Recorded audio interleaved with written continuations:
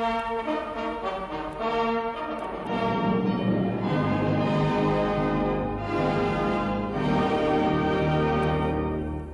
leader of the rebel Papuan Republican Fighters Army, Mr. Simon Kaumi, says he's prepared to go to jail for the cause of Papuan separatism.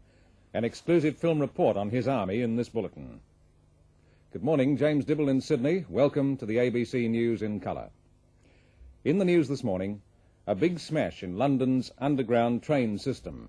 Cambodian rebel forces step up rocket attacks on Phnom Penh's airport. France to maintain a total news blackout on its underground nuclear tests in the South Pacific. And President Ford extends the amnesty for Vietnam War draft dodgers. In London, police have confirmed that 14 people have been killed in the city's worst ever underground train smash.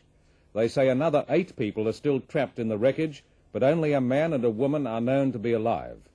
At least 90 other people were injured, some very seriously.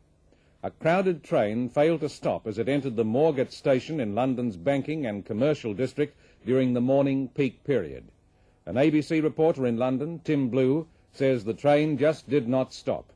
It went straight into a brick wall at the end of a blind tunnel. The rebel forces in Cambodia have stepped up their rocket attacks on the airport at Phnom Penh.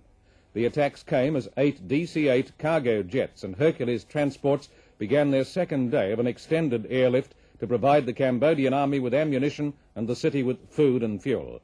An ABC reporter in Phnom Penh, Peter Monkton, says that none of the aircraft flights was hit, but the barrage was so intense that at one stage a loaded DC-8 was forced to circle the airport for more than half an hour before landing. France is to maintain a total blackout on news about its underground nuclear tests in the South Pacific, at least for this year. The French Army Chief of Staff, General Boissier, revealed this at a news conference in Tahiti yesterday. No date has been given for the start of the underground tests, but France has already warned shipping to keep about 50 kilometres clear of the Mururoa and Fangataufa atolls throughout this year. President Ford has extended for 1 month his clemency program for Vietnam War opponents. Deserters and draft evaders now have until the end of March to apply for clemency. The program was started last September, and the original deadline has already been extended once. The chairman of the Presidential Clemency Board, Mr. Charles Goodell, says there'll be no further extensions of the deadline. So far, about 10,000 men have applied for clemency. From Washington, Jeff McMullen reports on the success of the program. Only a belated response from draft evaders has prevented the program from being regarded as a total sham. For many weeks there was only a trickle of applicants, and there didn't seem to be enough jobs to give them alternate service. But with the deadline coming down on them, more and more draft evaders apparently decided to make a painful choice. Military centers around the United States told resistors to come in for processing. Yeah, this is Fort Benjamin Harrison, sir, in Indianapolis. Most of the phone calls are from deserters, for there's a loophole allowing them to accept clemency without alternate service. The Army can brand them with a dishonorable discharge, but the deserters are not liable for civil prosecution like draft evaders. A nationwide publicity campaign in the last few weeks has pushed many towards a decision. Well, the clemency program's running out, and I've been wanting to come back in for a long time and didn't have the courage, I guess. To earn clemency, the deserters and draft evaders are supposed to work for up to 2 years. Almost always it's a low-paying and menial job in a hospital perhaps, a nursing home, or maybe a charity. With a recession and 8% of all Americans unemployed, there are not too many jobs to spare. Some deserters, like Dave Miller, tried working in a hospital, but they quit when they couldn't support their families on $68 Australian a week. Miller is back driving a truck, saying he can't live up to the president's clemency conditions. President Ford gave me a chance, and I took it, and I took it in good faith. But under the program that he's got, the jobs that are for the amnesty people they're just third class.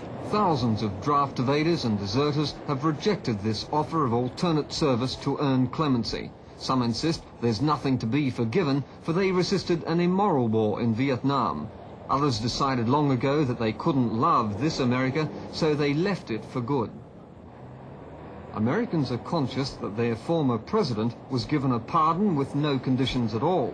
Richard Nixon had scoffed at the idea of alternate service and insisted on criminal penalties for the military resistors. President Ford has tried for national reconciliation, but there are signs of deep resentment on both sides. Mr. Byron Peppertone is director of the Selective Service Program. I think the president has accomplished what he set out to do, which was to extend a hand to these people. He has given to the deserter a second opportunity to serve his country. The first opportunity came in the armed services, and he chose not to do it, and he deserted. The president has now given him a second chance. And in that second chance, he can demonstrate that he's a good enough citizen to do it by performing the alternate service. Are you resigned to the fact that thousands overseas, thousands of Americans, are not going to take advantage of the offer? Well, the word thousands portrays in the minds of many large masses. I don't think those large masses exist. I think the maximum number of people outside the United States who are potentials for this program are less than 5,000. And I think a lot of them will not take advantage of the program, but primarily because they do not desire to take part in the program.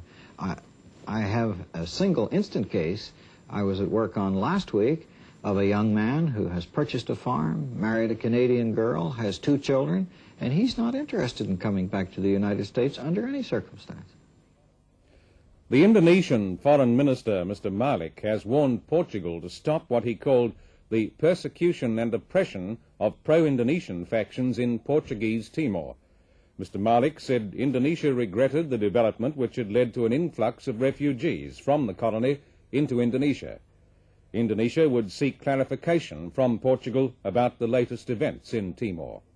Portugal, Mr. Malik claimed, has promised to hold a referendum or plebiscite in the area, but now the people were persecuted and not free to choose their own future. In Papua New Guinea, Mr. Simon Kaumi, the leader of the rebel Papuan Republican Fighters Army, said today he would be prepared to go to jail for his cause. He was commenting in Port Moresby on government legislation to outlaw private armies and paramilitary forces.